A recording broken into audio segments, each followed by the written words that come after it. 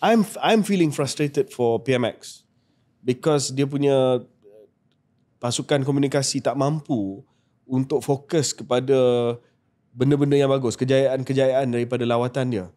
Dan okay, ada bilion kat sini, bilion kat situ. How many billion? Berbilion lah. Tak ingat. Does Israel have the right to exist?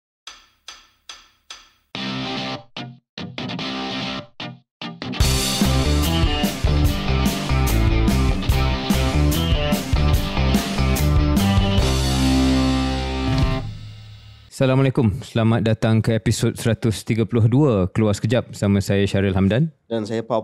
Oh, Pau. Dah lunch ke Pau? Dah tadi, tapi macam lapar lah sebab kita tengah rakam pukul 4 lebih. Ya. Kalau dapat cekodok ke pisang ke best ke? Ya, saya makan pukul 11 tadi. Selepas habis gym pukul 10 lebih, pukul 11. Tak makan lunch? Tak makan lunch. Sekarang ni ada sikit package. Oh, okay.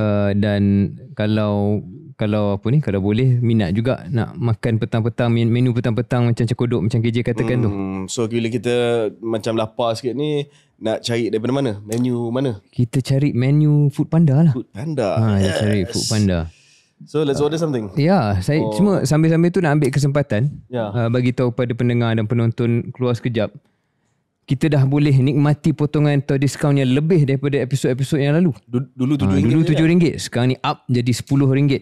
Wow. KJ boleh tolong bacakan ni. Ada ini kod baru ada kod promo baru. Oh, kod promo baru. Baiklah para penonton, anda boleh menikmati potongan RM10 tersebut dengan menggunakan kod SYOK, SYOK10. SYOK10. Okay. Ya, dan dapat potongan RM10. Apa lagi? Scroll Food Panda sekarang dan pilih pesanan makanan ataupun minuman anda sambil mendengar dan menonton Syaril dan saya. Ya, insyaAllah. Mengupas isu-isu semasa. Baru best. Ya. So, Pau, KJ telah pun mendaki Gunung Kinabalu. Ya. Dengan jayanya. Ya, terima kasih. Saya nampak video dan juga posting daripada pelbagai akaun. Saya ucapkan tahniah dahulu sebab sebagai seorang yang hampir boleh keluarkan duit KWSP masih mampu untuk sampai ke puncak Kinabalu. Macam mana pengalaman beza dengan yang sebelum-sebelumnya? Sebab KJ dah berapa kali dah? Banyak kali dah kan? Kali kedua. Oh, kali kedua. Ya, tapi ini adalah satu kelahiran semula untuk orang-orang tua. So sehari selepas saya mendaki Kinabalu, Mike Tyson tampil dengan Jake Paul. Walaupun tidak menang, tetapi usia 58 tahun. So kami-kami yang dah disenja ni menunjukkan bahawa otai berbisa lah. Ya, otai masih berbisa. So, you keep yourself relatively fit, look after yourself. You can still do things like that. Syaril pun pernah ke Kinabalu kan? Saya pernah ke Kinabalu tahun 2020. 2020, saya 2017 dan 2 hari lepas. Ya.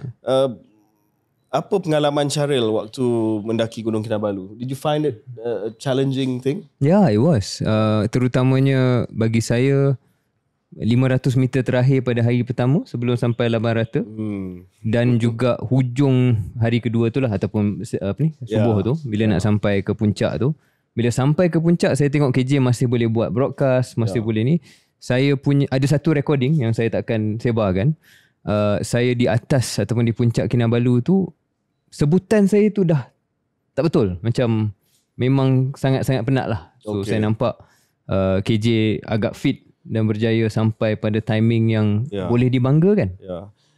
Ini pendakian yang boleh dikatakan bukan a walk in the park, tapi sesiapa yang minat, yang ada masa untuk buat training, sangat digalakkan. Sebab macam Syaril katalah, pemandangan di atas tu. Kalau dapat pada hari dengan cuaca yang baik, saya rasa one of the best views in the country lah. Maksud saya, that's true. But bila saya sebut saya tak terkata apa-apa tu bukan sebab saya terlalu tercungah. Memang tercungah habis. And I was so tired, tak boleh string sentences together. Tapi I felt, saya rasa beza dia lah antara 7 tahun lepas dan sekarang. Dah ada beza. Itu memang faktor umur. Yeah, I mean you age, especially recovery tu.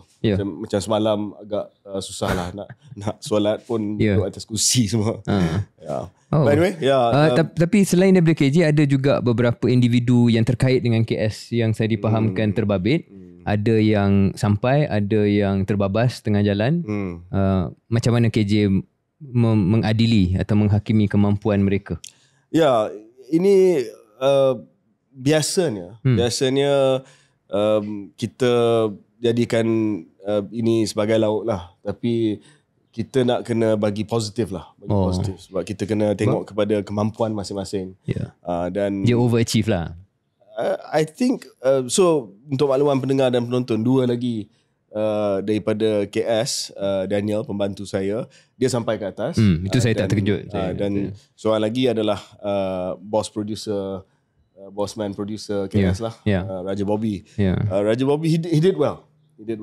Ada participation medal lah? Tak, dia sampai ke laban rata. Yalah, participation medal lah. Yes.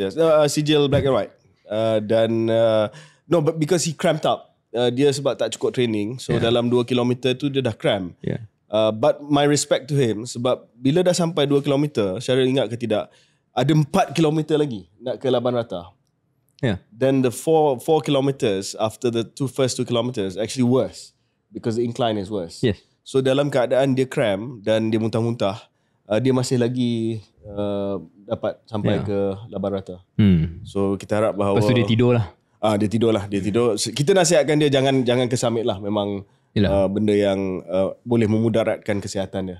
So kita harap Bobby akan train dan akan sampai ke puncak nanti. Bobby, your wife is asking you to go again kan? Itulah. Kenapa? Saya tengok ada baca komen wife dia kata let's go next year. Wife dia ajak pergi sekali. Okay, that's nice. Saya ada nampak KJ, saya nampak klip ringkas KJ di Hot FM pagi tadi kot. Yang mana ada cabaran seterusnya. Ada beberapa option yang KJ minta. Option kita buat on air ke udara daripada Mulu Cave. Yes, sebab, which I've been to as well. Did you go up the Pinnacle? No, I didn't. I just went to the caves lah. Yeah. Sebab Pinnacle tu, but the caves compared to Kinabalu is tougher lah. Yes. Cave tu memang biasa. Sangat biasa. Tapi saya baca yang kalau nak mendaki Pinnacle Mulu Cave tu, 4 hari dan sesuatu yang agak ekstrim lah, agak dangerous. Ataupun kita ke udara sambil menyelam, diving. Pernah dibuat oleh satu stesen radio. Dia guna sign language untuk sampaikan apa yang nak cakap tu. Dan yang ketiga, ke udara daripada udara. On air in the air. Maknanya terjun daripada kapal terbang. Dan kita on air sebelum kita terjun, bila pintu tu buka. Dan kalau boleh kita rakam sewaktu free fall tu lah. Alright. So we'll see. I mean, interesting. Not really my thing, but interesting. Tadi saya bersama, saya sempat lepak dengan seorang lagi yang bersama dalam ekspedisi KJ tu, Datuk Mukarrabin. So adalah cita-cita tertentu yang beliau kongsikan. Dan ada sebut bahawa mungkin Everest Base Camp menjadi salah satu lagi sasaran. Tapi itu ambil masa yang lama. Itu kena 2 minggu lah. 10 hari. At least. 2 minggu He says 5 to 7 days going and then 4 hari turun balik. Fine 2 weeks is tough lah. Dalam jadual, your schedule, my schedule, we're just too busy right now. Tapi mungkin one day, who knows? I'm turning 40 next year. Oh, maybe you should go. Ada ABC. So I could either boleh celebrate tu banyak cara. Ini salah satu option. Tapi saya tak tahu lah. Saya tak nak commit lagi. Tapi ambil nasihat daripada saya, sambil usia 40 tahun ni, max out semua benda-benda macam ni. Sebab macam saya katalah, you can still do it, tetapi saya boleh rasa perbezaan ni lah. 7 tahun lepas dan sekarang. Alright. Jangan lupa untuk mengikuti episod KS lagi, our sister channel. Syaril dengan Datuk Seri Idris Jallah dan saya dengan Tan Sri Datuk Seri Dr. Nur Hisham Abdullah. Ini sembang dalam kereta di channel, sister channel kita, KS Lagi LAGI, di mana kita mewawancara, membawa tetamu-tetamu dalam kereta dan ke tempat kerja ataupun kediaman mereka dan kita bercakap secara santai bersama dengan tokoh-tokoh di Malaysia dan juga individu yang menarik di Malaysia. Betul. What else, Syaril? Dalam seminggu ni beberapa berita dan perkembangan, tapi kita mungkin mulakan dengan berita pemergian seorang tokoh dan gergasi dalam arena politik, arena perniagaan Malaysia selama dekad-dekad sebelum ini. Tak lain tak bukan almarhum Tun Abdul Daim Zainuddin yang telah pun pergi meninggalkan kita beberapa hari yang lepas. KJ, saya membesar zaman tahun 90-an, lahir 85, dan nama Tun Daim ni dia sebaris dengan, of course waktu tu belum lagi Tun, Datuk Seri Mahathir Mohamad. Saya punya pembesaran politik sedikit sebanyak ada kaitan dengan apa yang berlaku pada tahun 98-99 apabila ada pergaduhan dan juga penyingkiran Datuk Seri Anwar Ibrahim sebagai Timbalan Perdana Menteri, dan Tun Daim waktu itu dilihat sebagai seorang individu yang sangat rapat dengan Tun Mahathir. Hubungan mereka ada pasang surut tapi secara keseluruhannya rapat. Jadi legasi itu sangat tebal lah dalam ingatan saya sebagai seorang yang membesar pada tahun. Kemudian 2018, lepas kemenangan Pakatan Harapan 1.0, Tun Daim kembali untuk beberapa tahun menjadi seorang yang signifikan dalam arena politik dan juga kerajaan, pemerintahan. KJ sebagai seorang yang lebih senior daripada saya, bagaimana melihat Tun Daim mungkin sebelum tahun 90-an pun? Adakah beliau sememangnya seorang yang telah pun mewarnai landscape Malaysia ni dengan sangat signifikan sekali? Ini satu topik yang besar bagi saya. Tetapi sebelum itu, bagi pihak keluar sekejap, saya tak sempat nak ziarah sebab saya berada di Sabah. Dan saya ingin mengambil kesempatan ini untuk merakamkan ucapan setinggi-tinggi takziah kepada keluarga almarhum Tun Daim Zainuddin, khususnya kepada Tok Puan Naimah, kepada anak-anak beliau, Kak Ida, Lin, Wira, Amir dan lain-lain, atas pemergian Tun Daim. Dan semoga rohnya dicucuri rahmat Allah Subhanahu Wa Taala. Amin. Tun Daim merupakan satu figura gergasi dalam politik Malaysia. Boleh dikatakan one of the political giants of Malaysia. Tetapi gergasi yang membawa profil yang sangat rendah. Very elusive. A man of very few words, especially in public. Dan bukan seorang natural politician. Beliau bermula sebagai seorang usahawan. Antara usahawan Bumiputra yang paling awal di Malaysia. Dan beliau telah antara lain mendapat keuntungan dan kejayaan awal dalam bidang pembangunan hartanah kawasan Maluri sekarang. Dia antara Malay developer yang pertama lah di Malaysia ini. Dan daripada itu, beliau telah kembangkan sayap perniagaannya kepada pelbagai lagi industri. Dan akhir-akhir telah pun dikenali memegang equity sama ada secara langsung ataupun secara tidak langsung dalam dunia kewangan, terutamanya perbankan. Satu ketika dahulu, beliau telah pun bertanggungjawab membeli dan mengasaskan apa yang dikenali sebagai UMBC, satu bank satu ketika dahulu yang telah pun jadi Sime Bank selepas itu. Dan I think now its latest incarnation is RHB. Beliau juga ada pegangan dalam Alliance Bank and many banks overseas, especially in Africa. Daripada seorang peniaga, usahawan, beliau telah pun diminta oleh Datuk Seri Dr. Mahathir, Tun Mahathir, Datuk Seri pada waktu itu, untuk menjadi Menteri Kewangan. And I think he was brought in through the Senate at first. Sebab macam saya katalah, dia bukan natural politician. Selepas itu dia bertanding di negeri asal almarhum ataupun Allahyarham, iaitu di negeri Kedah. Dan saya rasa banyak cerita dan juga kronologi hidup Tun Daim ditulis dan disampaikan dalam tempoh seminggu yang lepas ini. Cuma saya nak cakap 2-3 observation saya. Pertamanya adalah hubungan beliau dengan Tun Mahathir. Kalau kita tengok reaksi Tun Mahathir apabila menerima berita pemergian Tun Daim, sangat-sangat sebab. Saya rasa dalam temu ramah bersama dengan Astro Awani, kalau tak silap, boleh dengar suara dia, boleh dengar seolah-olah Tun Mahathir nangis sewaktu beliau bercakap tentang Tun Daim.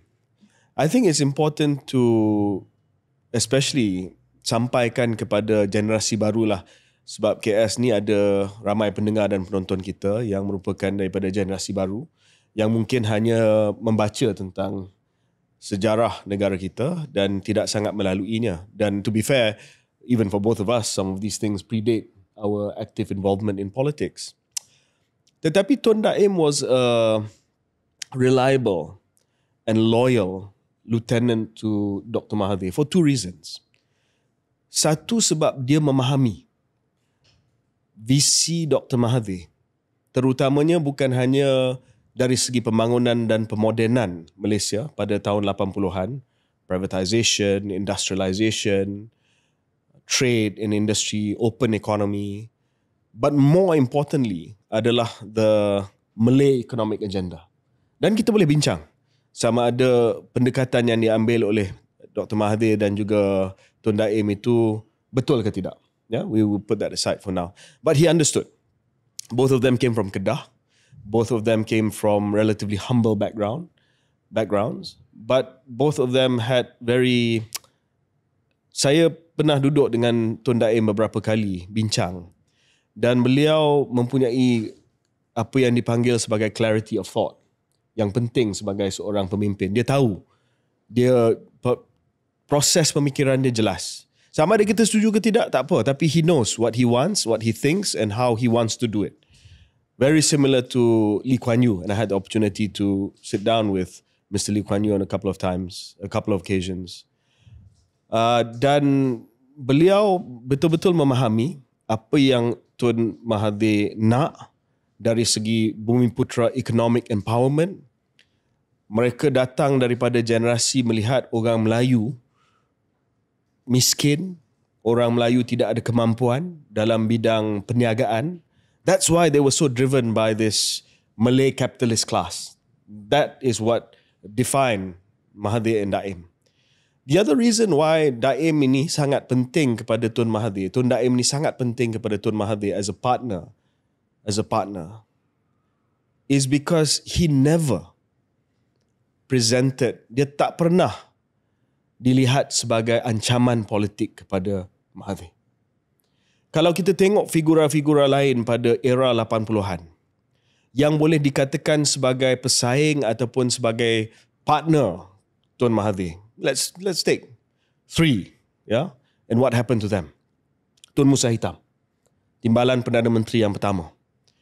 Dan apabila Tun Mahathir dan Tun Musa dilantik sebagai PM dan Timbalan Perdana Menteri menggantikan Tun Hussein pada tahun 1981, ini dilihat sebagai a changing of the guard. The Young Turks in UMNO naik.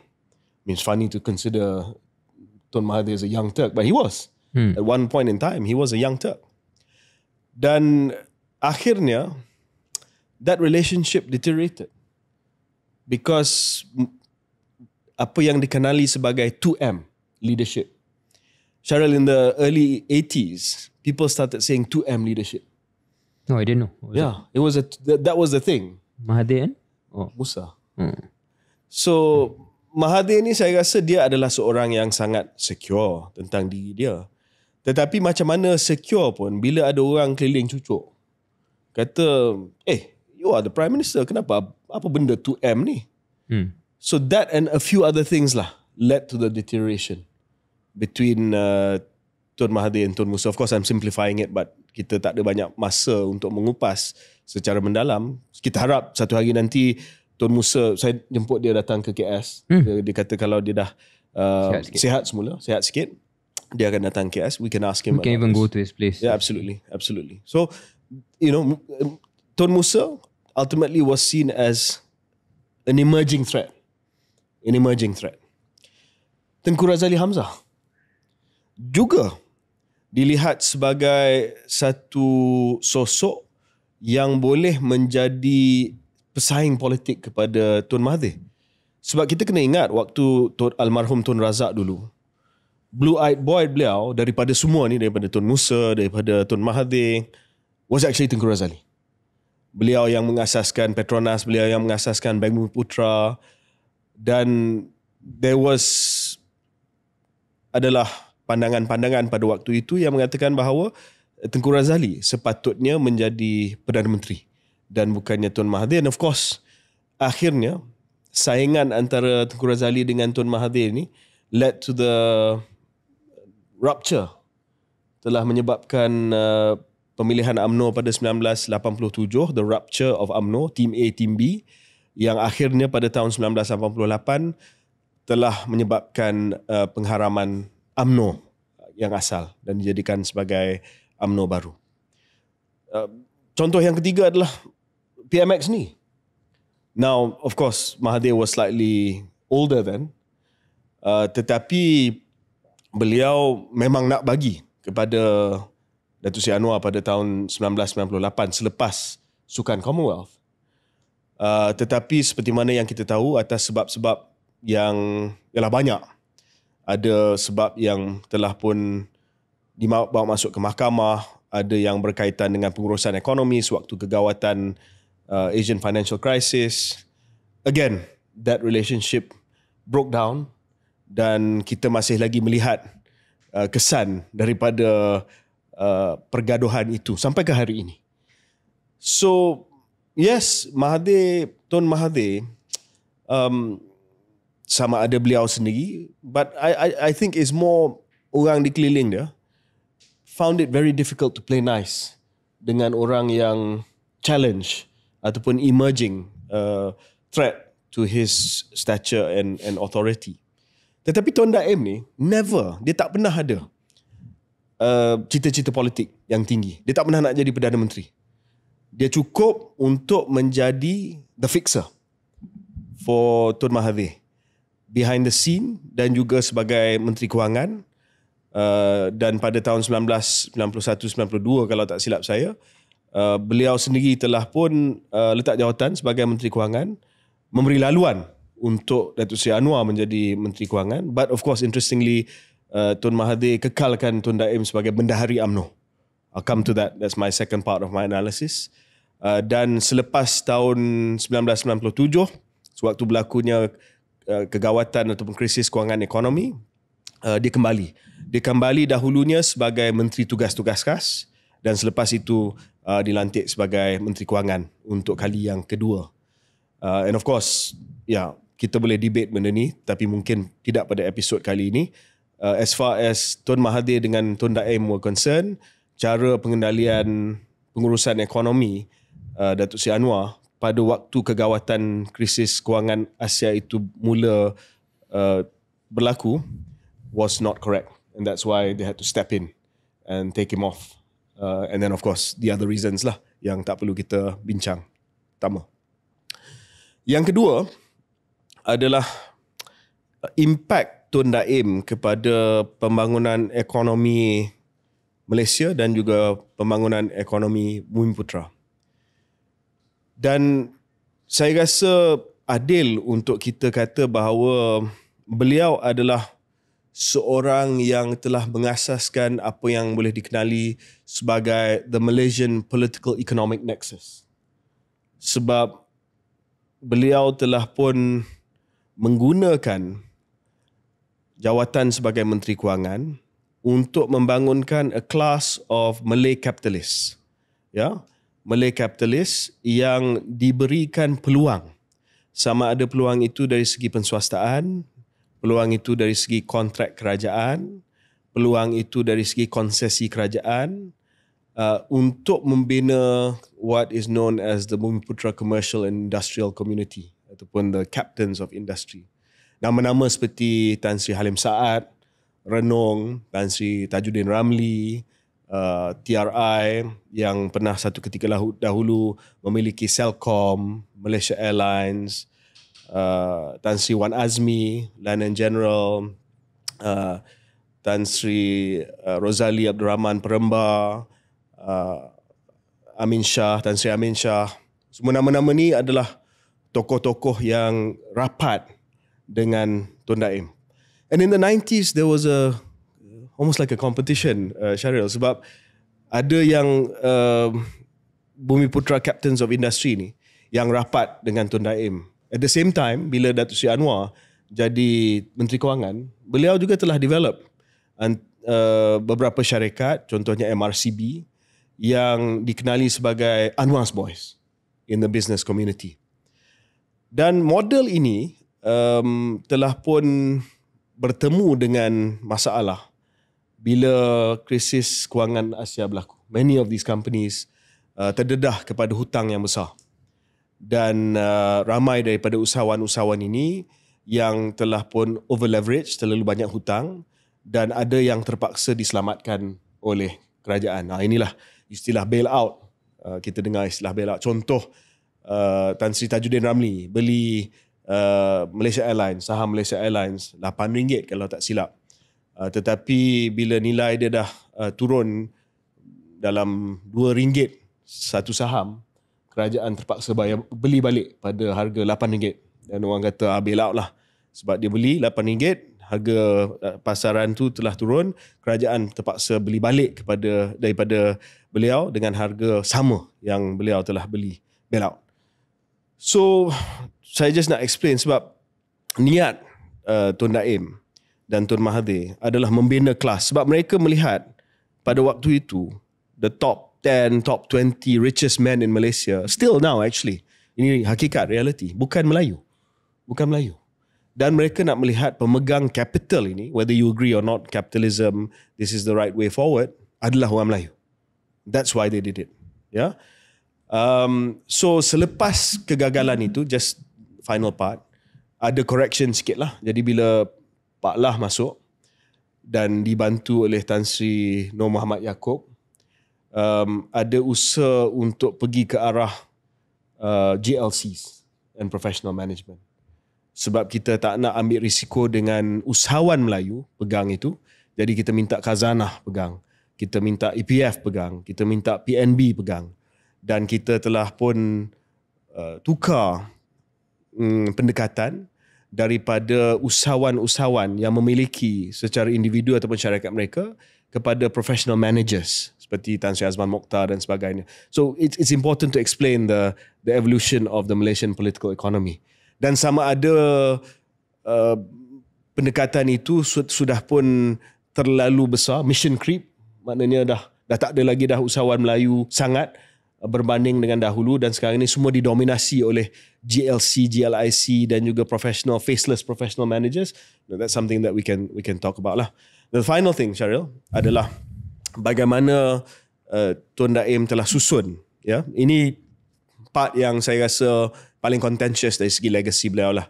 Bagaimana beliau telah susun apa yang dikenali sebagai ULC. Dulu kita tahu GLC, Government Link Company. ULC ni UMNO Link Company.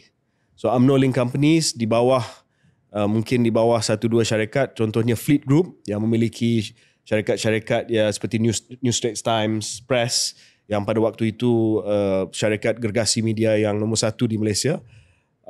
Itu dilihat oleh kritik sebagai the grey area antara politik dan bisnes yang dicampur adukkan sebab pegangan UMNO dalam beberapa syarikat-syarikat penting. Dan again, bila Pak Lah datang, ada usaha untuk menginstitusikan pegangan ini sama ada melalui syarikat-syarikat rasmi di bawah UMNO ataupun di bawah GLC seperti Khazanah. Just a brief overview. Then we can talk about his legacy. Ya. Terima kasih KJ atas monolog 10 minit yang saya rasa membantu banyak pendengar mendengar satu versi sejarah yang terkait dengan jasa dan legasi arwah Tun Daim. Cuma untuk keseimbangan KJ, dah alang-alang kita buka perbincangan tentang apa legasi beliau, dan segala yang kita nak cakap ini sudah tentu tidak lari daripada ataupun tidak mengurangkan sedikit pun rasa hormat dan salam takziah kita kepada keluarga almarhum.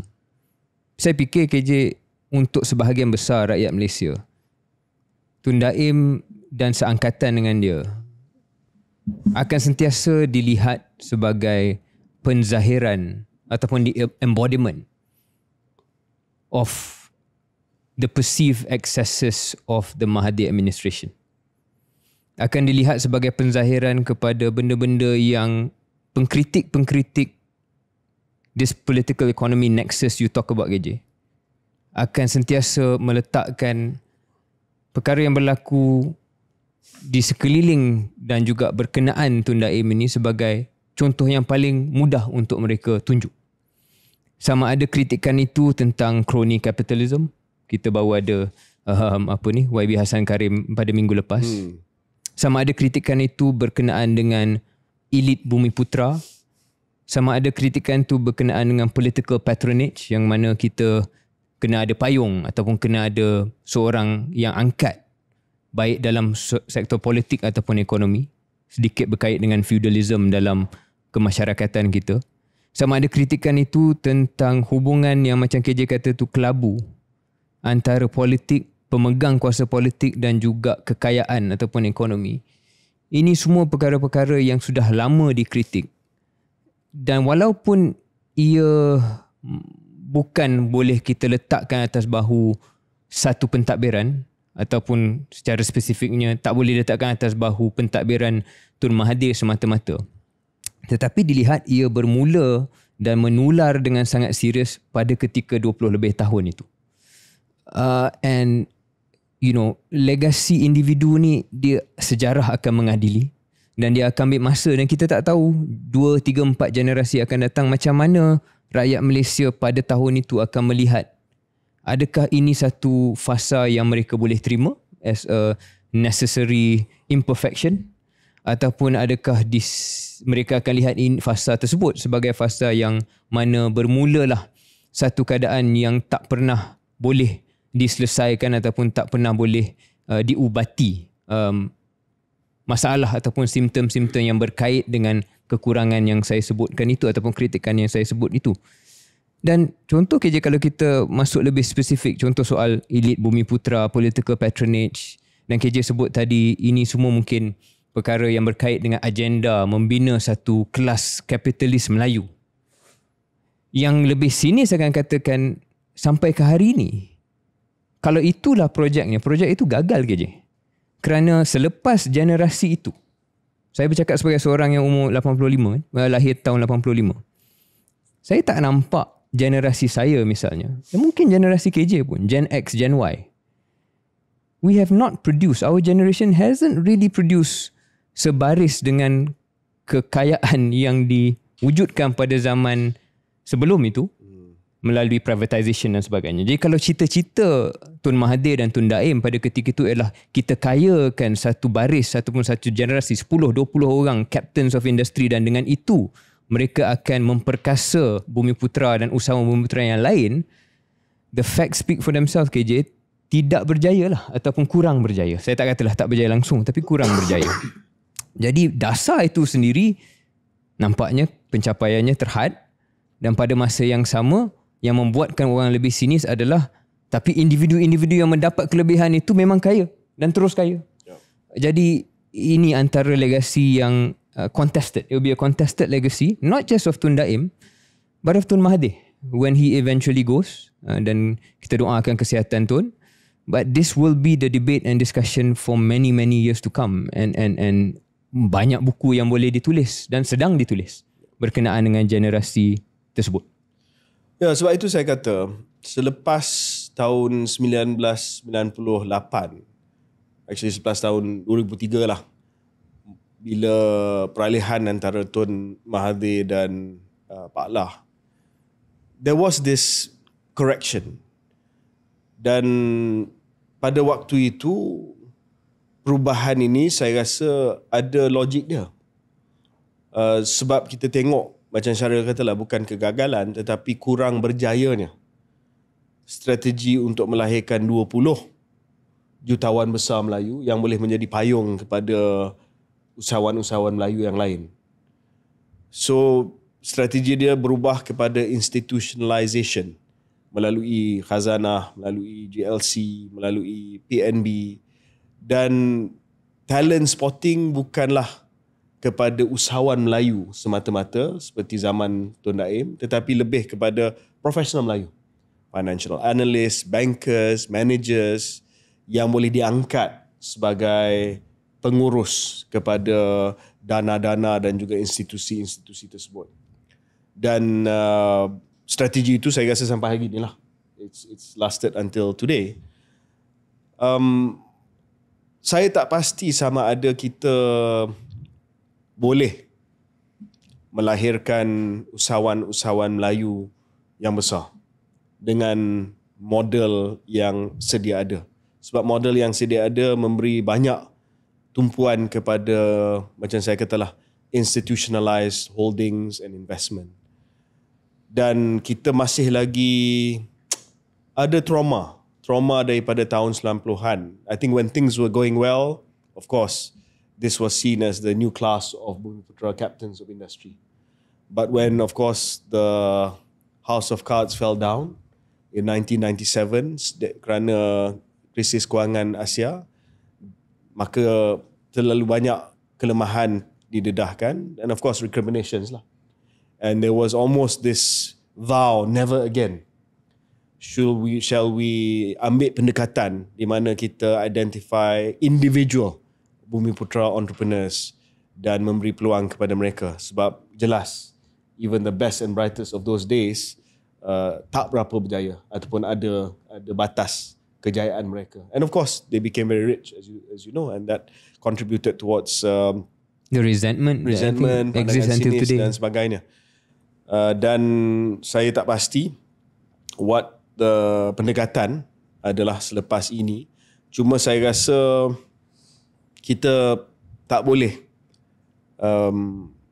lupakan pendekatan yang lama itu bila ada sesuatu yang saya rasa peluang yang munasabah yang boleh diberikan kepada seseorang yang deserving, yang ada kemampuan, yang boleh berdikari tanpa bantuan dan pergantungan kepada kerajaan. We should look at that also. Saya rasa sekarang ni dia risk averse disebabkan apa yang telah berlaku pada tahun 90-an dan model yang dipelopori oleh Tun Daim dan Tun Mahathir. Saya nampak kalau boleh buat andaian tentang cara pendekatan PMX sekarang, memang tidak akan mengikut model sebegitu, tidak akan pilih individu. Maybe he's not going to pick winners so much, tetapi pilih sektor. So maybe semiconductor, certain activities yang menjadi misi utama pentadbiran kerajaan ini ataupun pemikiran kerajaan ini tanpa perlu memilih syarikat dan individu. Maybe that's an evolution berdasarkan apa yang kita belajar pada dekad-dekad sebelum ini. Ya. Pun begitu, saya menampak bahawa bila kita pilih sektor, melainkan of course bagi kerajaan yang ada pada hari ini, agenda Bumiputra ni langsung tak penting lah. Tetapi bila kita pilih sektor, sangat penting terutamanya bila sektor ni adalah sektor baru. Ataupun sektor semiconductor ni bukanlah sektor yang baru, tetapi yang tengah hangat sekarang ni. Kita langsung tidak memikirkan soal penglibatan usahawan Bumiputra dalam sektor tersebut. Maka kita akan berdepan satu hari nanti dengan keadaan di mana sektor-sektor lama didominasi oleh bukan Bumiputra dan sektor baru juga didominasi oleh bukan Bumiputra. I mean, it's a policy decision that you have to make. Sama ada you want to intervene or you don't. So apa yang saya nak sampaikan adalah pengalaman Allahyarham Tun Daim ni goes to the heart of the great Malay Bumiputra Economic Experiment lah. Dan apa yang beliau telah cuba dengan Tun Mahathir, like you said, will be contested. Ada kelemahan, ada yang kita rasa tak betul. Tetapi nonetheless, it was quite clear what they were trying to do. Yeah. Anything else? No. Saya rasa, maybe one last thing. Berkenaan dengan Tun Daim. Ini adalah, of course, tahun-tahun penghujung hayat Tun Daim lah. He made a bit of a comeback pada tahun 2018 sebagai pengerusi kepada Council of Eminent Persons, dan saya difahamkan telah sediakan satu laporan yang merangkumi pelbagai sektor. They looked at every major sector of the economy. We should declassify that. I mean, saya masih lagi ingat waktu dalam Jumlah Menteri selepas 2020, saya KJ dah baca? Tak, saya minta supaya dapat akses kepada... Who has it? Government has it? Government has it. Tetapi tak tahulah, tidak diberikan. Kita pun nak tengok juga sebab bukan hanya Tun Daim tetapi ia melibatkan Robert Kwok dan juga tokoh-tokoh Tan Sri Zeti dan sebagainya. So we want to see what they came up with. And I think itu mungkin juga salah satu legacy yang penting Tun Daim, kalau kita dapat declassify laporan akhir, final report Council of Eminent Persons. But coming back to the final years, saya rasa yalah, kita tolak ke tepi soal politik, soal sama ada kita setuju ke tidak pendekatan beliau dari segi nexus perniagaan dan politik. Tetapi pengalaman yang saya rasa kita tak nak wish kepada sesiapa lah. Sebab berdepan dengan kes-kes, berdepan dengan siasatan dan sebagainya. Saya tak nak cakap apa yang ada dalam kepala saya sebab saya rasa tidak akan membantu. Tetapi saya rasa bahawa of course, kalau perlu ada siasat. Kalau perlu dibawa ke mahkamah, bawa ke mahkamah. Tetapi saya juga melihat bahawa ini adalah penghujung kepada perkembangan politik yang bermula pada tahun 90-an yang tak kesudahnya. And then, I think if you want to know what I'm saying, boleh rujuk kepada kenyataan Tun Mahathir pada hari pemergian Tun Daim. But interestingly, Syaril, and I'm going to end on this note, Tun Daim was actually initially a big promoter of Datuk Seri Anwar as the heir apparent. Right. As the heir apparent. In the early mid-90s. Yeah, in the mid-90s. Bila dia bagi laluan untuk menjadi Menteri Kewangan. But, that's how it goes, I guess. Yeah. Things go south. Okay. Tun Daim Zainuddin, bekas Menteri Kewangan, bekas Menteri Tugas-Tugas Khas dan seorang pemimpin dan pemikir ekonomi Melayu yang saya rasa pelbagai jasa, pelbagai sejarah yang mungkin boleh dibincang, tetapi yang pasti sudah pun memberi impak yang besar kepada negara Malaysia. Kita break seketika.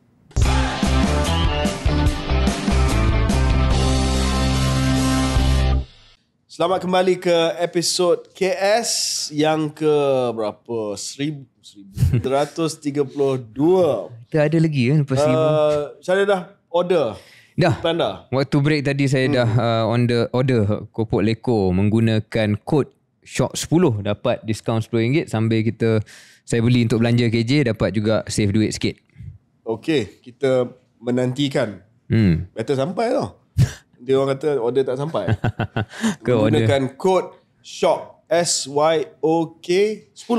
Ya. Untuk mendapat potongan RM10. Betul.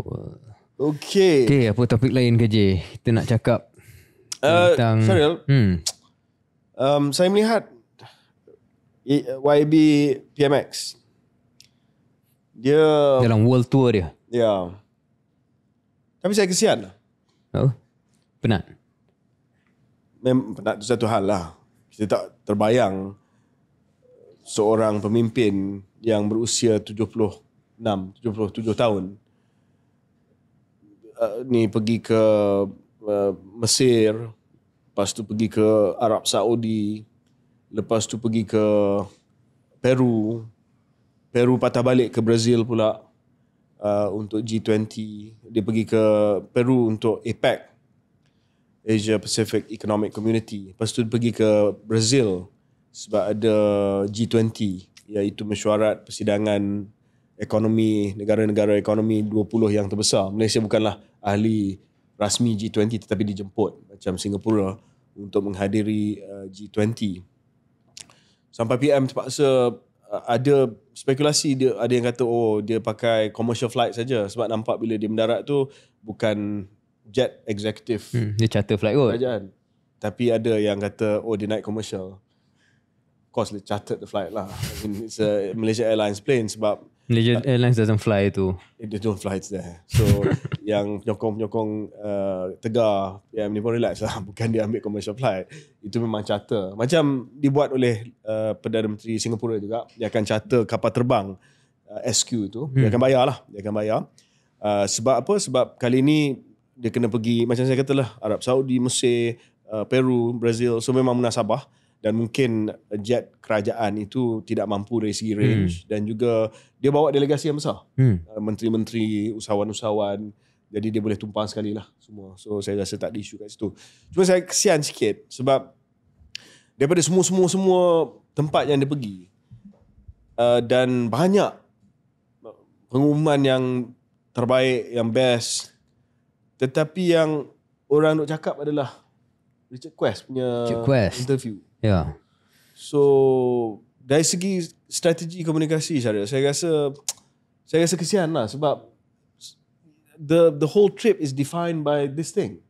I'm feeling frustrated for PMX because dia punya pasukan komunikasi tak mampu untuk fokus kepada benda-benda yang bagus, kejayaan-kejayaan daripada lawatan dia. Dan ada bilion kat sini, bilion kat situ. How many billion? Berbilion lah. Tak ingat. Does Israel have the right to exist? Depends what you mean. Okay. What is existence? Yeah. What is life? So this is a classic example. Sebenarnya Richard Quest, dia buat interview ni berapa minggu sudah. Remember we saw him, right? Richard Quest. We saw Richard Quest the day after he interviewed PMX. It was a few weeks ago, maybe a month ago. Tapi Tapi dia simpan. Tak tahu sama ada Richard Quest ni dia tahu PM akan pergi ke APEC semua ni, lepas dia meletupkan benda tu pada lawatan tersebut ataupun it's just coincidence. Tetapi ini example bagaimana satu isu yang sebenarnya ada sahaja jawapan dia, tetapi mudah diputar, mudah ditunggang, dan akhirnya kesian sebab banyak benda yang baik yang dibuat dalam lawatan ini tidak dapat perhatian sebab all people are talking about politically is that interview lah. Mungkin bagi minoriti kecil yang tak tengok lagi klip tu, KJ, kita letakkan klip tersebut dalam recording ini. The discourse in the West is when they only highlight these so-called excesses and forget the thousands and hundreds and thousands being killed. From 48 Nakba to Shatra Shabila in Lebanon, in the West Bank, and also in Gaza. That is the only issue. There is no consistency. There is contradiction. There is hypocrisy. But there is arguably equivocation by you in your answer when you don't unequivocally condemn the seventh. Yes, I have concern about that. Although I see my position is consistently against any form of violence. Fair. But then, my concern is when this is being highlighted by the West, in the Western media, and at the same time condone continued occupation and aggression and genocide. That is our concern. If, for example, we have the international community take a moral high ground consistent, then I realize, yes, we must stop the excesses. But you would accept A, Israel's right to exist. Yes. And B, Israel's right to defend itself. Yes. So, yang menonton boleh melihat bahawa soalan yang ditujukan itu datang dalam konteks yang lebih luas perbincangan yang lebih luas, di mana dalam dialog antara Richard Quest dan juga PMX, jelas bahawa PMX cuba membawa naratif bahawa media barat sangat berat sebelah, dan jangan kita lihat insiden pada satu tarikh iaitu 7 Oktober itu sebagai satu perkara yang isolated. Dia minta kita tengok sejarah yang lebih meluas. Ini semua skrip ataupun naratif yang kita semua pegang lah, iaitu don't look at October 7 in isolation, tetapi lihat ia sebagai satu respon kepada keganasan, kolonialisme dan juga segala pembunuhan yang sudah bertahun-tahun dan berdekat-dekat berlaku terhadap rakyat Palestin yang hari ini sampai ke hari ini tidak mendapat kemerdekaan. Dalam perbualan itu, Richard Quest bertanya, adakah anda mengiktiraf hak Israel untuk wujud dan mempertahankan diri, yang mana dalam perbualan itu boleh lihatlah PMX jawab yes. But dalam konteks cuba nak mengalih cepat kepada poin utama yang beliau cuba nak sampaikan. Saya fikir ini mungkin peluang untuk juga kita cakap tentang reality dan practicality kedudukan rasmi Malaysia. Sebab satu hal berkenaan dengan cara kenyataannya diputar, dan kita boleh bincang mungkin apakah cara yang lebih baik untuk respon apabila soalan sebegitu diajukan. Kadang-kadang lebih mudah lah bila kita dah tengok kan. Dalam in the moment, who knows, maybe KJ, you and I also would have responded in the same way. We don't know. We'll role play that because there's a way to do this. Sure. But before we go there, KJ, nak juga ambil peluang ni untuk cakap tentang the practicality and the reality of Malaysia's position and the posisi negara lain seperti Malaysia. Sebab posisi rasmi kita ialah kita mengiktiraf two-state solution, iaitu penyelesaian dua negara yang merdeka. Bila kita cakap penyelesaian dua negara, maka secara tersirat bermaksud kita nak negara Palestin yang berdaulat, yang merdeka, sebelah sebuah negara Israel.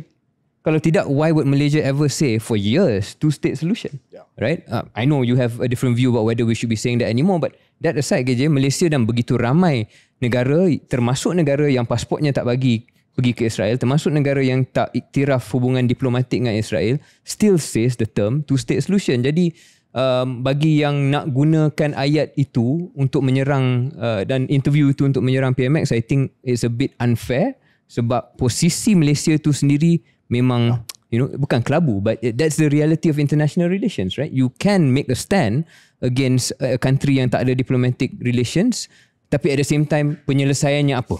Penyelesaiannya, of course, begitu ramai rakyat dan juga negara dunia yang mungkin mahukan kalau kita boleh putar balik ataupun pergi balik garisan masa untuk 1948 tak pernah berlaku, Nakba tidak pernah berlaku. But we know that's not going to happen in our lifetime. Kita suka tak suka, you have to deal with the reality on the ground, which there is already a country called Israel. Dan kalau matlamat utama kita adalah kedaulatan dan hak rakyat Palestin, what's the most practical solution? Of all very impractical solutions and not likely solutions, I guess the most lasting outcome yang kita masih harapkan adalah sebuah negara yang boleh hidup sebelah negara bernama Israel itu. Fine. I mean, saya tak ada isu dengan analisa Syaril tadi. Saya rasa apa yang dijawab oleh PMX itu lebih kurang macam itulah, iaitu pengiktirafan pendirian diplomatik Malaysia, iaitu harapan bahawa akan ada dua negara ataupun two-state solution, walaupun saya sekarang sebut bahawa kita jangan sebut two-state solution. Ya, masalah ni berlaku semenjak Nakba lagi, tahun 40-an. Tetapi things changed after apa yang telah berlaku last year dengan genocide yang terkini ni.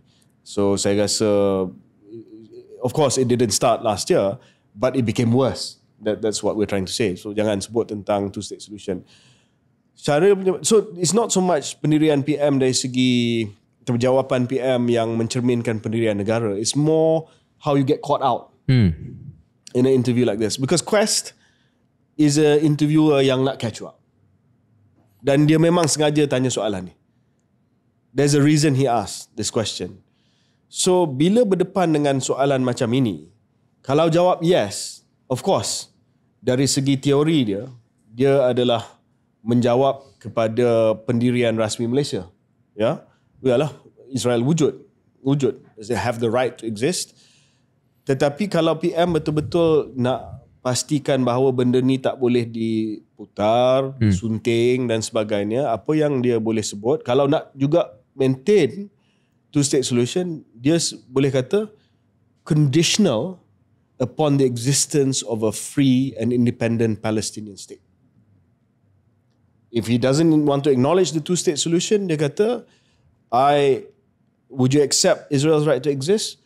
I want to see the existence of a free and independent Palestine.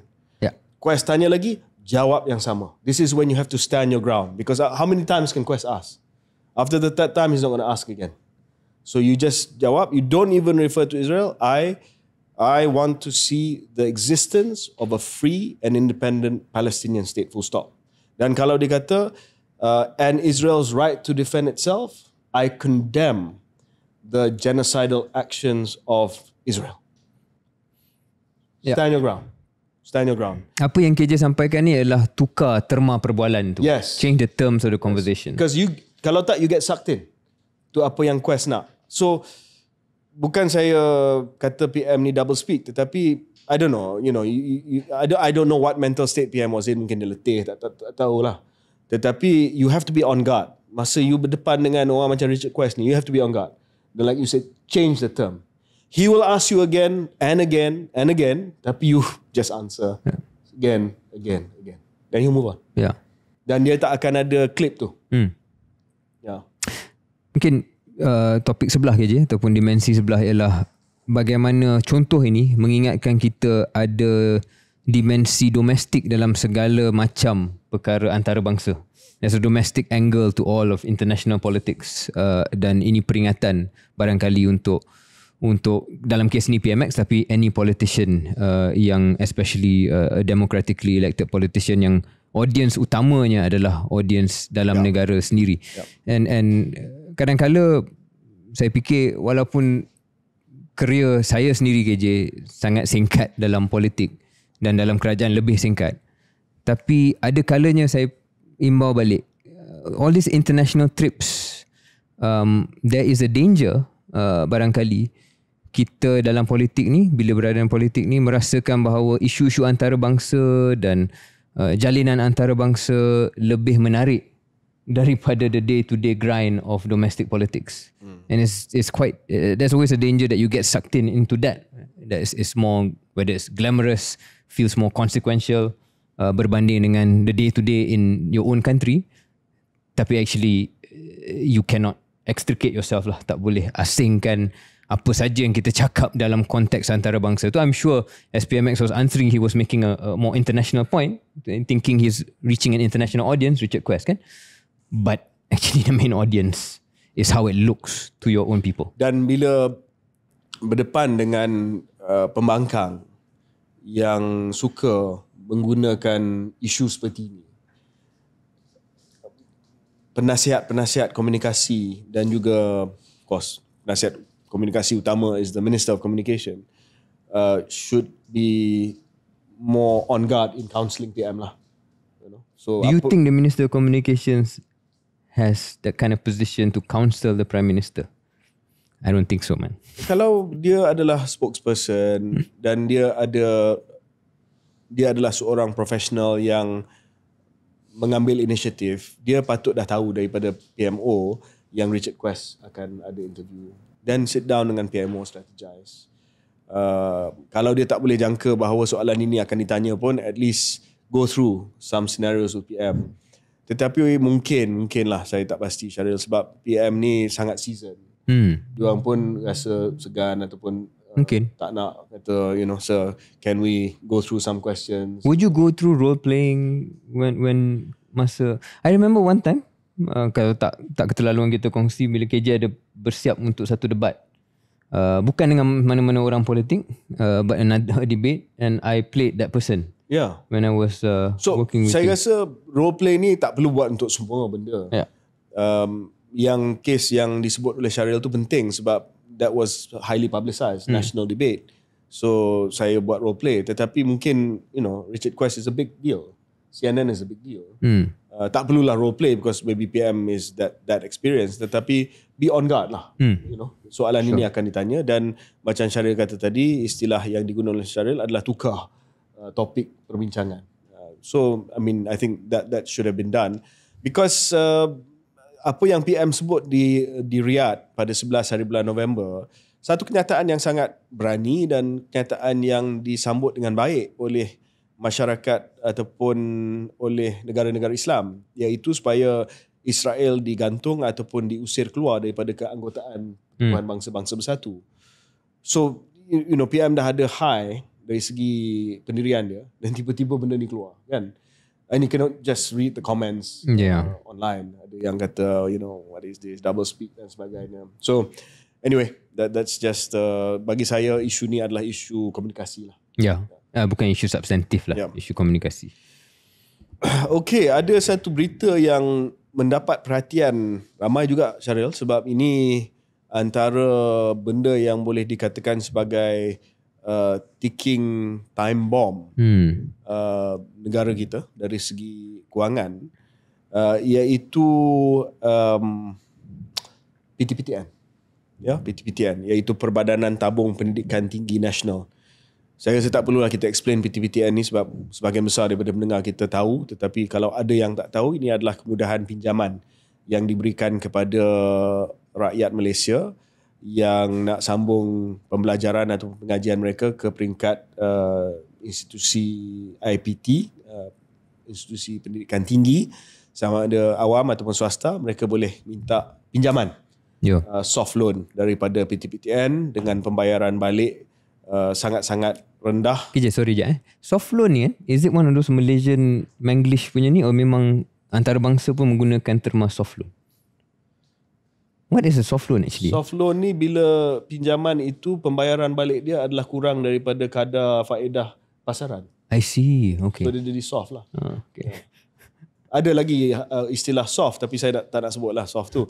Tapi soft loan ni itulah soft loan. Okay. Tapi I don't know whether it's a Malaysian thing or not, soft loan. Have you come across soft loan elsewhere?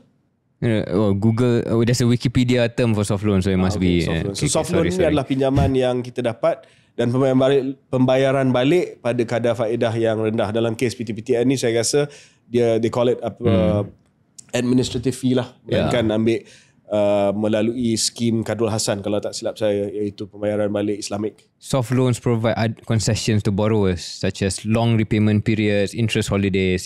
So the problem with this PTPTN ni adalah baru ni Dr. Zam, Menteri Pengajian Tinggi kita, Dr. Zamri Abdul Kadir, telah mendedahkan bahawa sebanyak 430,000 peminjam gagal membayar balik pinjaman mereka dengan jumlah tunggakan how much? 71 bilion is the total. Tunggakan yang belum bayar 6B. 6B. Wow. Walaupun sebahagian besar peminjam ini telah mempunyai kerjaya, kegagalan mereka untuk membayar balik menjejaskan kestabilan kewangan PTPTN. Ini tunggakan yang tak pernah bayar lah. Yang tak habis bayar lagi banyak kot. Mungkin. So this is a problem for PTPTN sebab PTPTN pinjam daripada bank. Yes. To get the money. Dia tak dapat grant daripada kerajaan, dia pinjam daripada bank. Grant kerajaan tamat pada 2002 ke 2003 kan. Dan dia kena absorb perbezaan. Yes. Kadar cost of financing. Dan bila orang tak bayar balik, then they have a problem. They have a problem, one, to pay back the loan kepada bank-bank, dan dia ada masalah untuk memberi pinjaman baru kepada pelajar-pelajar baru. So what PTPTN has done adalah PTPTN telah bercadang untuk menghentikan pembiayaan kepada kursus universiti dengan kadar pembayaran balik kurang 30%. Cadangan ini bukan sahaja menyentuh aspek pendidikan tetapi juga melibatkan implikasi ekonomi. Perhatian khusus diberikan kepada peminjam yang tidak pernah membayar balik pinjaman mereka, termasuk mereka yang menghadapi kesukaran seperti ketidakstabilan pekerjaan.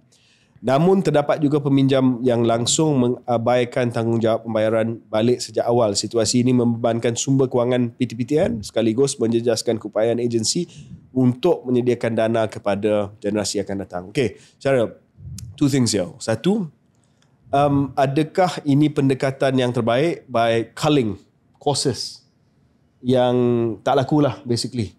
Kalau 30%, kurang daripada 30% daripada fakulti ini, daripada degree ini, daripada universiti ini bayar balik, maka dia akan menghentikan PTPTN.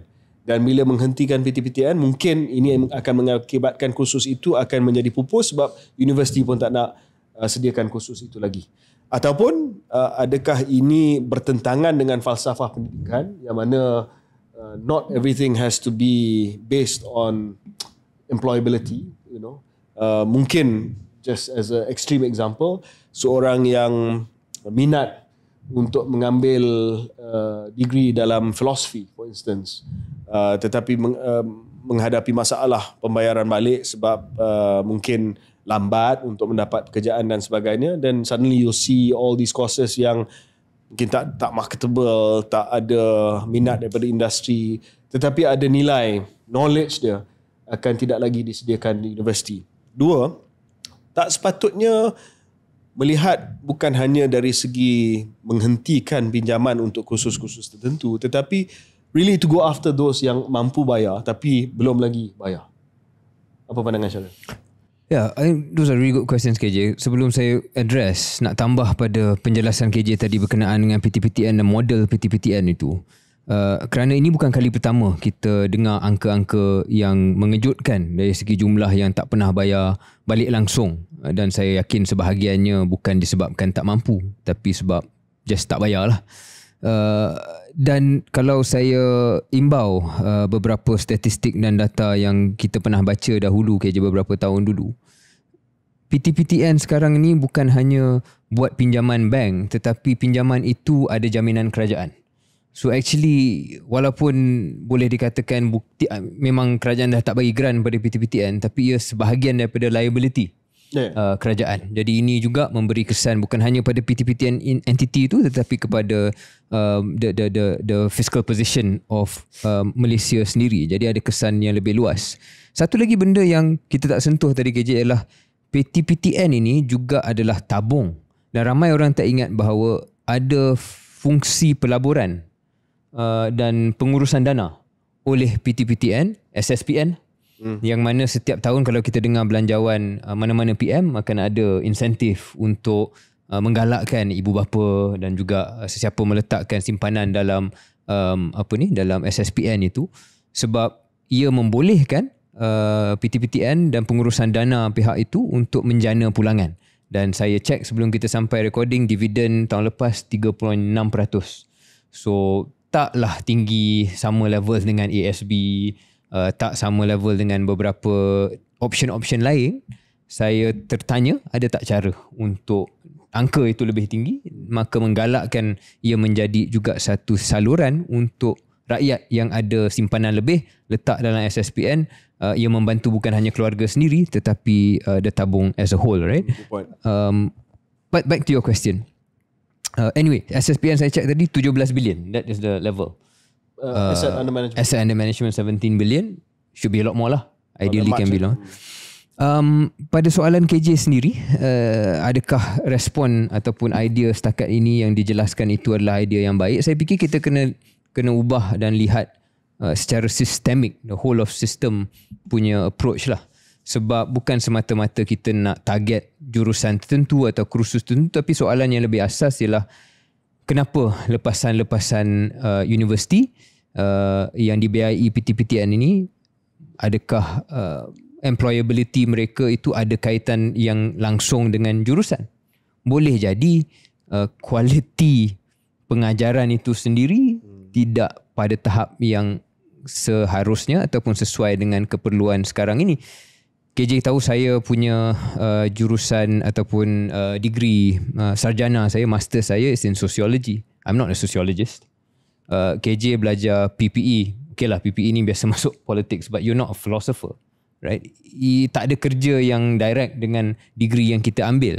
Ia ada kena-mengena dengan perkara lain dan mungkin tak bijak untuk saya menggunakan diri sendiri sebagai contoh, tapi banyak orang lain yang ambil jurusan-jurusan yang kerjanya dia dapat kerja tu bukan sangat sebab apa yang dia belajar dekat universiti, tapi jenis modal insan yang keluar daripada pengalaman pembelajaran di Menara Gading. Itu yang menjadi persoalan. So I wonder whether target jurusan dan kursus itu is a bit too narrow. Secondly, soalan yang lebih luas, are we sending too many people to universities? Yang dah bertahun kita bercakap.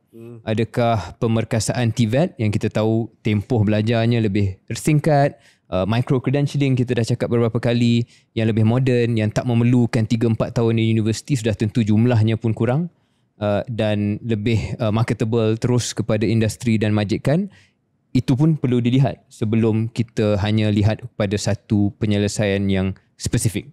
So itu pandangan saya KJ about this idea. Ya, saya rasa PTPTN kena hidupkan balik strategi yang lebih kepada penguatkuasaan pembayaran balik ni lah, dengan batas dia, dengan batasnya. Bukan saya minta supaya dia jadi macam repo kan, tetapi saya rasa satu kutipan yang lebih robust, terutamanya daripada mereka yang dah ada kerja, yang dah ada gaji. Sebab PTPTN ni sebenarnya dia boleh bawa bincang.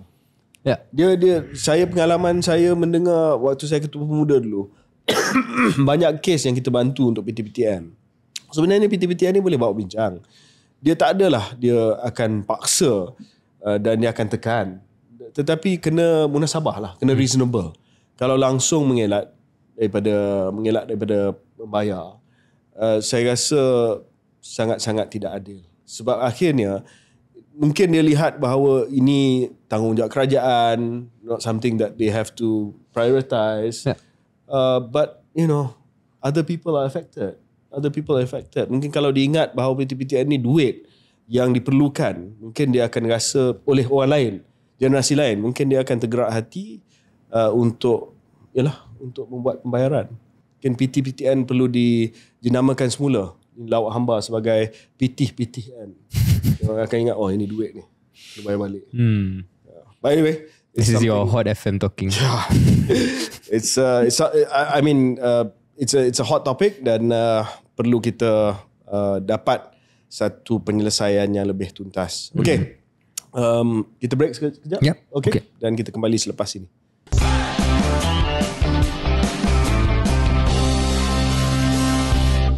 Selamat kembali ke episod 132 KS. Lapar lagi, mana tak sampai lagi ni? Pesanan kita dah sampai dah daripada Food Panda. Cantik. Okay, alright. Kita nak bagi tip ke pada ni yang hantar ni? Itu orang kita. So, kita telah pun menggunakan kod SHOCK10 untuk mendapatkan diskaun. Potongan RM10 Malaysia daripada pesanan daripada Food Panda. Banyak yang kita order ni, kita dapat ni 2 ya. Ya. Apa-apa nak makan? Okay. Kita sama makan kemudian. Okay, Syaril, ada 2 lagi isu mungkin nak kita bincang pada episod kali ni. You know, baru ni Syaril, saya dihubungi seorang yang terlibat dalam dunia media elektronik. Dan ada ura-ura yang mengatakan bahawa pengawal selian kepada satu format media yang baru muncul, emerging, sedang difikirkan oleh pihak-pihak tertentu.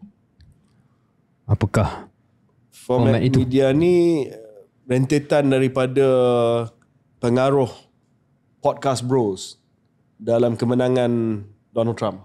Okay. Ya. So ada ura-ura yang mengatakan bahawa podcast ini adalah medium yang sebelum ini dipandang remeh, kata tak ada sambutan, tetapi sekarang ni dah mula fikir macam mana nak ada pengawal selian kepada podcast. Itu podcast lah. Tetapi ada juga berita yang kita baca, terutamanya kenyataan yang dibuat oleh beberapa pihak, termasuk Kesatuan Kebangsaan Wartawan Malaysia NUJM, Center for Independent Journalism CIJ, dan Gerakan Media Merdeka ataupun GERAM, dan kenyataan daripada ahli-ahli parlimen seperti Teresa Kok dan juga parti MCA baru ni yang menyatakan kebimbangan mereka bahawa akan ada pindaan kepada Akta Mesin Cetak dan Penerbitan 1984. Untuk makluman pendengar, penonton KS, akta ini adalah akta induk untuk mengawal selia penggunaan mesin cetak dan percetakan, pengimportan, penghasilan semula, penerbitan dan pengedaran hasil penerbitan, Printing Presses and Publications Act. Of course, electronic media di bawah SKMM, di bawah MCMC, Akta Komunikasi dan Multimedia. Pada tahun 2012 berlaku pindaan kepada akta ini. Akta ini antara akta yang daripada dulu lagi dikenal pasti sebagai akta yang draconian lah. Sama dengan Akta Hasutan, sama dengan apa yang dikenali satu ketika dahulu sebagai Akta Dalam Negeri, Akta Keselamatan Dalam Negeri ataupun ISA. So the PPA ataupun Akta Mesin Cetak dan Penerbitan ini juga dimasukkan sebagai antara draconian laws. So Najib dia tidak mansuhkan sebab demand daripada pembangkang pada waktu itu, termasuklah parti-parti dalam PH sekarang ni, adalah untuk memansuhkan Printing Presses and Publications Act, tetapi dia buat pindaan. So dia buat pindaan yang saya rasa boleh dikatakan substantif juga. Dia remove budi bicara menteri dalam beberapa keputusan seperti pemberian dan penolakan lesen mesin cetak dan publication, memansuhkan tempoh sah sesuatu lesen atau permit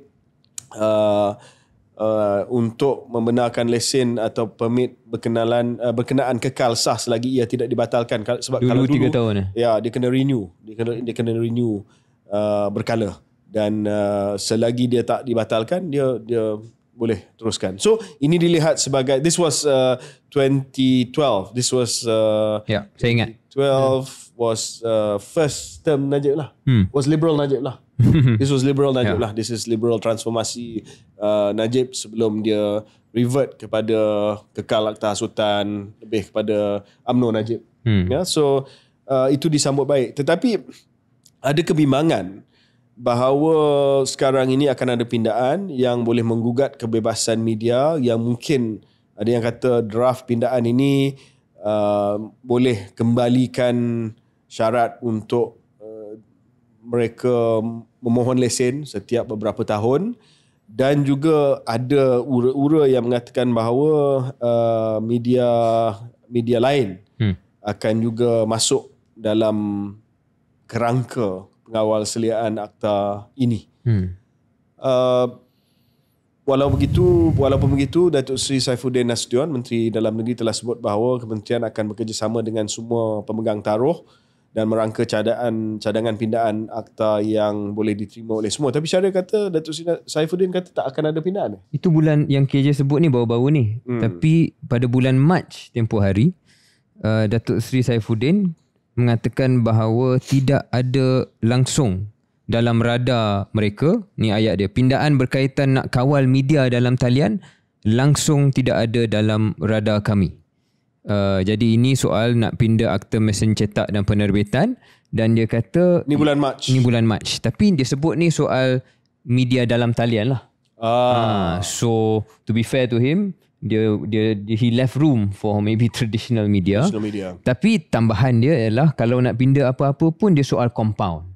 Dia bukan soal apa-apa yang substantif. Itu gambaran yang diberikan lah pada bulan Mac. Tapi macam saya sebut tadi, nampak macam ada escape clause lah untuk apa yang nampaknya kalau ikut desas-desus daripada kenyataan-kenyataan yang KJ sebut itu mungkin berlaku dalam masa terdekat. Saya nampak ini adalah ujian terkini kepada komitmen reform dan reformasi Pakatan Harapan khususnya. Sekali lagi, ini bukan nak minta tambahan reform KJ. Ini adalah minta untuk kekal apa yang sudah sedia ada. Betul. So sebab kalau nak tambah reform, mungkin alasan yang paling cepat dan mudah ialah ini kerajaan campuran bukan kerajaan majoriti mutlak dan bla bla bla kan. Tapi sekarang ni tak minta pun yang tambahan, minta jangan tambah draconian ataupun jangan tambah semula elemen-elemen yang seperti dahulu anda kutuk dan kritik. Saya fikir juga sejarah KJ dalam episod macam ni, sejarah akan merakam satu ironi besar seandainya reform-reform utama dalam negara Malaysia ni wujud di bawah PMPM, UMNO dan BN. Sebab kita ingat soal menguatkan kuasa SPRM daripada BPR kepada SPRM, Pak Lah. Soal Suruhanjaya pelantikan hakim, Judicial Appointments Commission, Pak Lah.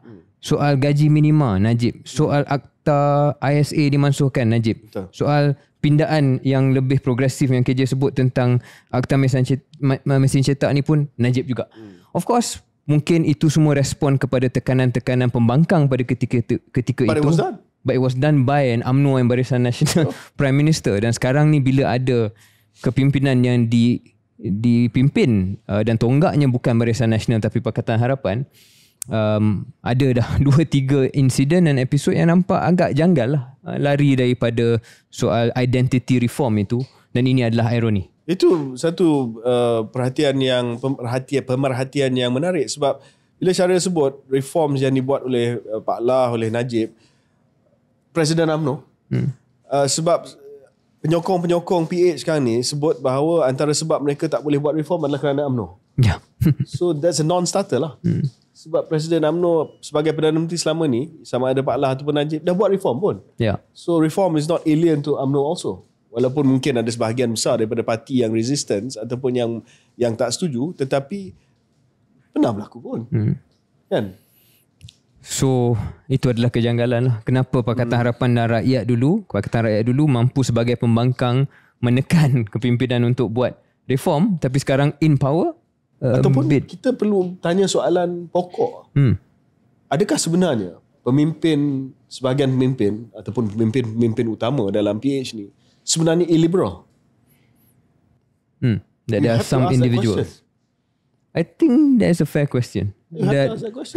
Kalau tak semua pun. Sebab selama ni mungkin dia tunggang reforms ni semua. Dia tunggang liberal reforms. Image, tapi bila dah sampai, that liberal mask has slipped. And then the illiberal face has come out.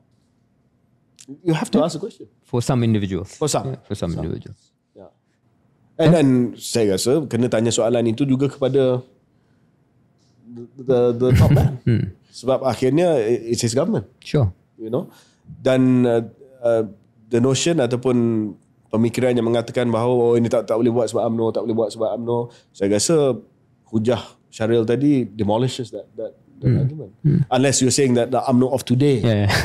Okay lah. I guess that's fair. Speaking of UMNO, ada satu sesi WhatsApp group. I saw that. Satu sesi WhatsApp group. Oh man. Dynamica Politik. Tak baik kita ejek. Saya tak ejek. Saya cuma baca. Saya baca secara harfiah, literal. Apa yang ditulis.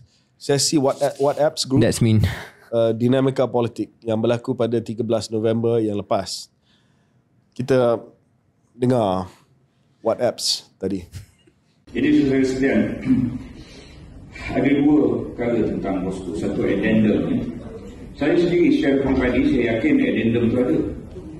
Saya secara pribadi saya sebut addendum itu ada. Ya, kita menunggu Duli Yang Maha Mulia Duli Yang Maha Mulia Sultan Pahang menyatakan bahawa addendum itu ada. Ini kerja siapa?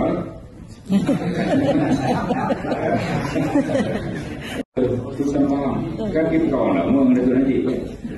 Datuk Najib kan baru ni kan disebut kawan waktu susah tak ramai, kawan masa senang tak. Ya, orang kaya berempat. Sultan Pahang kawan dia lah kan. Itu agaknya dituju oleh Sultan Pahang kan. Tapi yang Maha Mulia Sultan Pahang, kalau bagi dia sebut sepatah dia addendum tu ada, selesai kan. Sebab bagi dia mengeluarkan kan. Okey. Macam mana saya nak menolong tak tu? Saya tak layak kan Sultan Pahang. Saya tak kenal. Saya dengar raja-raja ni yang Tuan Agung je lah saya ada lain yang lain tu. Yang saya tu saya pernah bersama Tuan Agong 2 jam setengah adalah satu ketika itulah tak apalah tu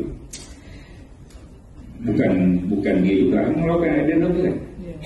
Jadi macam mana ni itu satu lagi ialah baru-baru ni beliau kena membela diri. Jangan anggap dia bersalah, tapi memang kita sedih lah. Patut dia kenal apa ni kata orang tu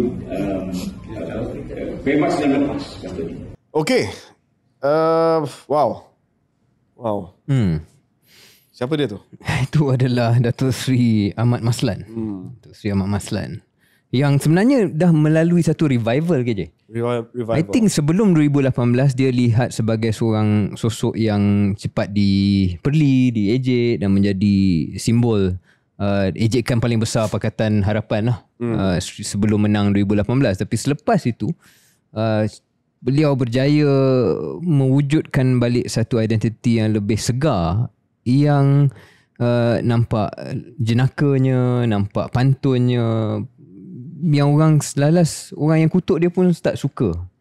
Tapi itu is the magic of Ahmad Maslan. Sebab di sebalik jenaka dan cara pembawaan diri yang bersahaja, gelak-gelak dia yang sedikit lain daripada lain lah, sebenarnya asasnya someone who's sangat dekat dengan tradisi UMNO konservatif dan tradisi UMNO yang reactionary dan mahu isu tertentu seperti pembebasan Datuk Seri Najib ini menjadi isu dan agenda yang dihadapankan. So that's the thing about Ahmad Maslan. Yeah. The substance and the form yang kadang dia divergent. Saya tak nak sebut ataupun tambah kepada apa yang saya sebut tentang Datuk Seri Ahmad Maslan. Sebab beliau seorang sosok yang unik dalam politik lah. Saya tak pernah jumpa somebody like that. Yeah.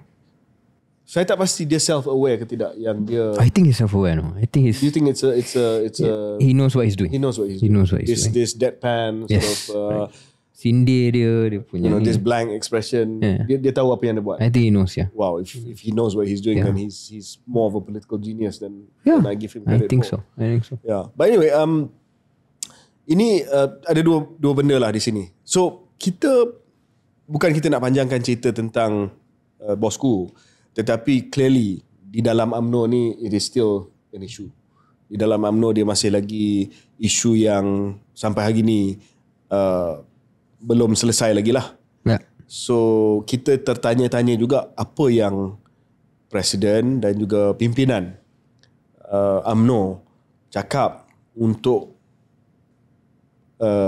menyejukkan hati, menyedapkan hati akar umbi. So this is it lah, terdedah kan. So clearly UMNO punya house line daripada pimpinannya adalah untuk menolak kepada in this case Duli Yang Maha Mulia Sultan Abdullah Sultan Pahang. Yang bagi saya agak bad form lah, walaupun ini dibuat secara dalaman, tetapi I think a bit poor form. Tetapi yang perbincangan yang lebih menarik, Syaril, adalah sebab saya baca komen, ya, terutamanya daripada apa yang saya andaikan sebagai penyokong-penyokong PH. Mereka tak faham kenapa kawan-kawan baru dalam UMNO tak boleh move on daripada Najib. Dan banyak yang kata fokuslah kepada usaha untuk mengukuhkan kerajaan perpaduan, kenapa masih lagi cakap tentang bosku dan sebagainya. Tapi saya nak explain sikit tentang kejanggalan ini. Dia berkait dengan keengganan UMNO secara keseluruhannya pasca 2018 untuk menghadapi hakikat bahawa UMNO itu sendiri ada kegagalan dan kesalahan dan ada sesuatu yang tak betul dalam 1MDB. Jadi keengganan itu sampai ke hari ini kekal dan lebih mudah untuk tolak tepi facing up to that reality sebab itu sangat tak selesa. Lebih mudah untuk berjuang mengatakan bahawa naratif utamanya adalah pembebasan seorang wira iaitu Datuk Seri Najib dan ada ketidakadilan yang berlaku kepada beliau. So that has always been the UMNO line after 2018 and there's never been a reckoning of what exactly happened yang membawa kepada terpilih selective prosecution. So that's always been the line, right? Dan sampai hari ini tak berubah. Dan selepas 2022 dengan kerajaan perpaduan ini pun ia tidak menandakan bahawa UMNO terima kesalahan, kesilapan, kekurangan pra 2018. Ia cuma tolak persoalan itu ke tepi. Dan kalau penyokong Pakatan Harapan mengharapkan bahawa penyokong UMNO dan ahli UMNO boleh lupakan, saya rasa ia memerlukan, kalau itu nak berlaku, ia memerlukan kepimpinan UMNO dan juga kepimpinan Pakatan Harapan buat satu resolusi untuk tanya kepada pimpinan UMNO, apakah anda sanggup untuk mengakui kekurangan dan kesalahan berkait dengan 1MDB. Jika anda tidak, maka kita berterusan macam ni lah. Dia macam benda yang ada di sampingan pentadbiran harian dan tak akan hilang dengan sendirinya. Ya, saya rasa dinamika ini akan berterusan sebab mungkin PH masih lagi tidak memahami apakah perasaan di dalam ground UMNO itu. Sama ada betul ke tidak, kita tolak ke tepi lah. Tetapi what's real is that's how they feel. Yeah. It's not. And they've never been persuaded to feel different. Correct. So selagi itu tidak ditangani dan isu ini tidak ada penyelesaian seperti mana yang nak dikendaki oleh the UMNO faithful, it will continue to be a thorn in the side of the relationship lah. I think so. Yeah. Last, Syaril, just a quick one. Ini baru sahaja masuk posting terkini daripada Tun Mahathir. Weekends I drive around Kuala Lumpur. Sometime I drop in the shopping complexes. Drop by, not drop. Hopefully it doesn't drop in the shopping complexes. KL shopping complexes are great. The new ones are fantastic. They are bigger and better than the shopping complexes in London or Tokyo. The other day, I dropped in one of the new ones. That's right, not dropped in, dropped.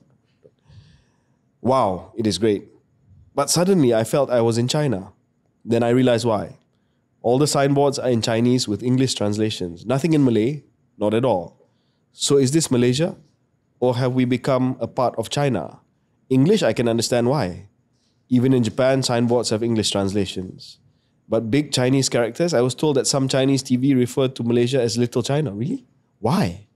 Because among the Southeast Asian countries, Malaysia displays the Chinese characters all over, large and prominent.